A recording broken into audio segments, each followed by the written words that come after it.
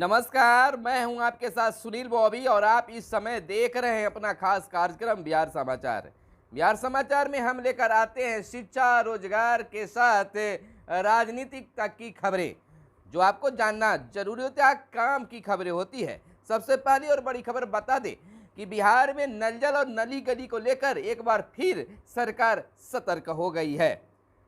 पदाधिकारी आपके द्वार तक, सप्ताह में 2 दिन पदाधिकारी पंचायतों में होंगे और अब तो प्रखंड मुख्यालय, प्रखंड कार्यालय की भी जांच होने की बातें सामने आने लगी है। दूसरी एक बड़ी खबर निकलकर सामने आई है कि नल जल योजना के अनुरक्षक जो हैं अब वार्ड सदस्य होंगे। यह बहुत ही विवादित चीज आ रहा था। कई दिनों से, कई वर्षों से कह सकते हैं, लगातार ये बातें आ रही थी, विवादित होते जा रहा था कि नल जल योजना का अनुरक्षक कौन होगा। जमीनदाता होगा, वार्ड सदस्य होंगे, वार्ड सचिव होंगे। तो अब यह कन्फर्म है, पंचायती राज विभाग ने कर दिया है कि वार्ड सदस्य ही जो हैं अनुरक्षक होंगे नल जल योजना के लिए। तो यह बिल्कुल एक विराम लगा है जो हमेशा विवादित हुआ करता था। अब इस पर विवाद पर विराम लग गया है। लेकिन अब जहां अफसरों के आने से हड़कंप मच गया है, कामों में सुधार होने की अब उम्मीद जगने लगी है, वहीं लोगों को यह आस भी अब लगने लगा है कि अब हमारा कार्य जो है सही है, वह अब हो जाएगा। यानी हमें इंदिरा आवास का लाभ मिलना था, अब मिल जाएगा, क्योंकि पदाधिकारी अब हमारे द्वार तक आ रहे हैं। उनसे जब हम अपनी फरियाद को रखेंगे तो उनके जांच परख के बाद हमारा अपना लाभ मिल सकेगा। जैसा कि आप जानते हैं कि बीते दिन 13 अप्रैल को पूरे बिहार के कई पंचायतों में जांच किया गया, जहां विद्यालय, आंगनवाड़ी केंद्र, नल जल योजना, तमाम चीजों की जांच की गई। इसमें जिलाधिकारी यानी डीएम साहब, कई जगह के डीएम साहब विद्यालय में भी गए, बच्चों से वर्ग कक्ष में रूबरू हुए, शिक्षक के भूमिका में दिखे। वहीं कई जिलाधिकारी बच्चों के साथ बैठकर मध्याह्न भोजन का भी आनंद लिया, जिससे बच्चों के साथ साथ अभिभावकों में भी उत्साह जमा है। इस तरह की कार्य का हम भी सराहना करते हैं। और इधर 3 वर्षों में 4.50 लाख किसानों को बिजली कनेक्शन, बिजली कंपनी ने तैयार की इसकी कार्य योजना। इस मद में 6694 करोड़ खर्च करेगी बिजली कंपनी। हर खेत में पानी देने की योजना के तहत दिया जाएगा अब कनेक्शन। इधर सीएम सुरक्षा में आएंगे 50 अफसर और जवान। विशेष सुरक्षा दल संभालता है मुख्यमंत्री की सुरक्षा का जिम्मा। आखिर ऐसा क्यों? लगातार मुख्यमंत्री नीतीश कुमार की सुरक्षा में चूक कैसे हो जा रही है? पहली दफा जब वह भ्रमण पर निकले थे मुख्यमंत्री, तो एक युवक ने पीछे से वार किया, तो दूसरी तरफ पटाखे भी छोड़ने का मामला सामने आया है। तो इस तरह से मुख्यमंत्री की सुरक्षा में चूक कैसे और कहां से हो रहा है? अपर मुख्य पुलिस महानिदेशक सुरक्षा ने इन पुलिसकर्मियों को एसएसजी में योगदान देने के लिए पत्र लिखा है। स्क्रीनिंग कमेटी द्वारा चयनित इन पुलिस अफसरों में 5 महिला सब इंस्पेक्टर भी शामिल है। 20 सिपाहियों का भी प्रतिनियुक्ति एसएसजी में की गई है। स्क्रीनिंग कमेटी का किया गया है चयन। और इधर सभी वर्गों के उत्थान में अंबेडकर की भूमिका बड़ी बताई गई है। मुख्यमंत्री ने बोला है, भारत रत्न बाबा साहेब डॉक्टर भीमराव अम्बेडकर की जयंती के अवसर पर पटना हाई कोर्ट के समीप आयोजित राजकीय समारोह में मुख्यमंत्री नीतीश कुमार ने उनकी प्रतिमा पर मालार्पण कर भावभीनी श्रद्धांजलि अर्पित करते हुए कहा कि बाबा साहेब की जयंती पर उन्हें आज यहाँ नमन करने आए हैं। बाबा साहेब का देश के लिए महत्वपूर्ण योगदान रहा है और प्रभु यीशु के उपदेशों की प्रासंगिकता बढ़ी है, सीएम ने कहा है। और यीशु बताए जीवन मूल्यों को प्रेरणा ले, राज्यपाल ने कहा। इधर रेणु देवी ने मजदूरों की मौत पर जताया है दुख। और राजद कार्यालय में मनी अंबेडकर जयंती, झुग्गी वालों के लिए पेयजल की व्यवस्था मुहैया कराने की बात भाकपा के राज्य सचिव ललन चौधरी और पटना जिला सचिव मनीष कुमार चंद्रवंशी ने किया है। इधर मदन मोहन ने राहुल से मिल पद छोड़ने की पेशकश की है। राज्य भर में पहली कक्षा से बच्चों के लिए चलेगा चहक 2.0, यानी कि बिहार में सरकारी प्रारंभिक स्कूलों में पढ़ने वाले राज्य भर के छात्र छात्राओं के लिए पहली बार स्कूल रेडिनेंस के विशेष अभियान चलेगा। शिक्षा विभाग इसी महीने के अंत में सरकारी स्कूलों की पहली कक्षा में 2022-23 सत्र में नामांकन लेने वाले करीब 22 लाख बच्चों के लिए चहक 2.0 लॉन्च करने जा रही है।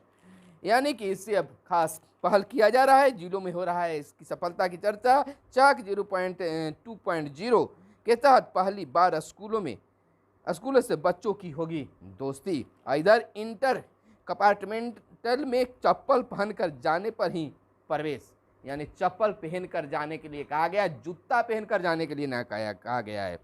इंटर कंपार्टमेंटल सब विशेष परीक्षा 2022 में परीक्षार्थियों को चप्पल पहनकर जाना होगा, जूता मोजा पहनकर जाने पर प्रवेश नहीं मिलेगा। तो इंटर के विद्यार्थी जो हैं, जो फेल कर गए थे 1-2 विषयों में, वह कंपार्टमेंटल की जो परीक्षा दे रहे हैं, उनके लिए विशेष खबर है कि वे जूता पहनकर नहीं जा सकेंगे, वो केवल चप्पल पहनकर ही जाएंगे, तो उनको प्रवेश करने की बात आएगी, नहीं तो रोक लगा दिया जाएगा। इधर रिकॉर्ड बक्सर में पारा 45.5 डिग्री पर पहुंचा। 15 जिलों में अधिकतम पारा 40 तक पहुंच गया है और 41.02 डिग्री पर पहुंचा पटना का अधिकतम तापमान। और इस वर्ष 13,000 करोड़ की सड़क परियोजनाएं शुरू होगी। 2 एक्सप्रेस वे से जुड़ेंगे महत्वपूर्ण शहर। कच्ची दरगाह में बनेगा सड़कों का जंक्शन, इस पर काम होगा शुरू। कुछ हो या न हो, लेकिन बिहार में सड़कों की जाल जरूर बिछ गई है।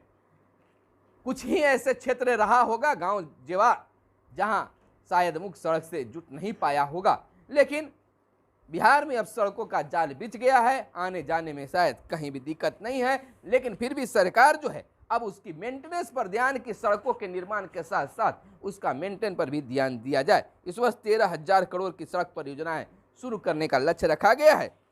और इधर आपको बता दें कि 10 जिलों में केंद्र और राज्य दोनों की मदद से होगी जलवायु अनुकूल खेती पर भी बिहार सरकार का ध्यान दिया गया है, जिसमें केंद्र और राज्य सरकार के सहयोग से जलवायु अनुकूलित खेती करने की बातें की जा रही है। कुछ और जो खबरें हैं जो आपको जानना बहुत जरूरी है, इन दिनों लगातार चर्चा का विषय, यानी कि जो हीट वेव बना हुआ है, बिहार में लगातार तापमान बढ़े हुए हैं, यह अब लोगों को भय बना रहा है कि इस वक्त अप्रैल महीने में इतना तापमान बढ़ा हुआ है, तो जून जुलाई में इसका क्या हाल होगा।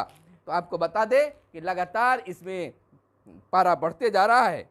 इधर नवनिर्वाचित 24 एमएलसी की औसत संपत्ति 75 करोड़, यानी कि एडीआर रिपोर्ट के अनुसार बताया जा रहा है। बिहार विधान परिषद के स्थानीय निकाय कोटे की सभी 24 सीटों के लिए 4 अप्रैल को मतदान हुआ और 7 अप्रैल को मतगणना के बाद चुनाव परिणाम जारी कर दिया गया। Bihar election watch of association for democratic reports ADR की रिपोर्ट के अनुसार बिहार विधान परिषद के नवनिर्वाचित 24 सदस्यों की औसत संपत्ति 75.63 करोड़ रुपए बताया जा रहा है। और इधर आंध्र प्रदेश में बॉयलर फटने से नालंदा के 4 मजदूरों की मौत हो गई है।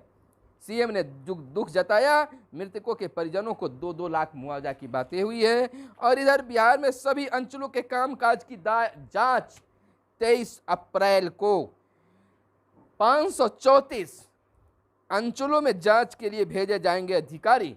पंचायतों में जांच की जहां बातें हुई थी, अब अंचलों में भी जांच होगी।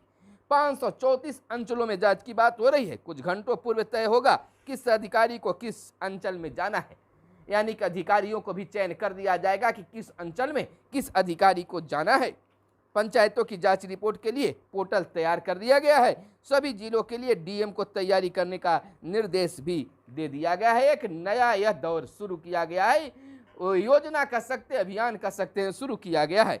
यूक्रेन ने रूस के जंगी जहाज पर मिसाइल दागी और कंधार कांड में छोड़ गया मुश्ताक आतंकवादी घोषित, और एईएस को लेकर पूरी तैयारी कर ली गई है। मुख्यमंत्री ने कहा है एईएस के लिए सभी स्तर पर अलर्ट कर दिया गया है। डॉक्टर और प्रशासन भी पूरी तरह से सतर्क है। मुख्यमंत्री नीतीश कुमार ने कहा है कि एईएस यानी चमकी बुखार से लोगों को किसी प्रकार की कोई परेशानी नहीं हो, इसकी लेकर सभी तैयारी पूरी कर ली गई है। इधर आपको बता दें, यूक्रेन से लौटे छात्रों को देश में मिलेगा दाखिला। इधर आपको बता दें कि पंजाब के पूर्व मुख्यमंत्री चन्नी ने ईडी ने ईडी ने 6 घंटे की पूछताछ। तो यह थी आज की हर छोटी बड़ी खबरें जो आपको जानना बहुत जरूरी था। बिहार के खबरों से अपडेट रहने के लिए आप हमारे साथ बने रहें। फिर मिलते हैं अगले वीडियो में, तब तक के लिए दीजिए हमें इजाजत। धन्यवाद। जय हिंद, जय भारत, वंदे मातरम।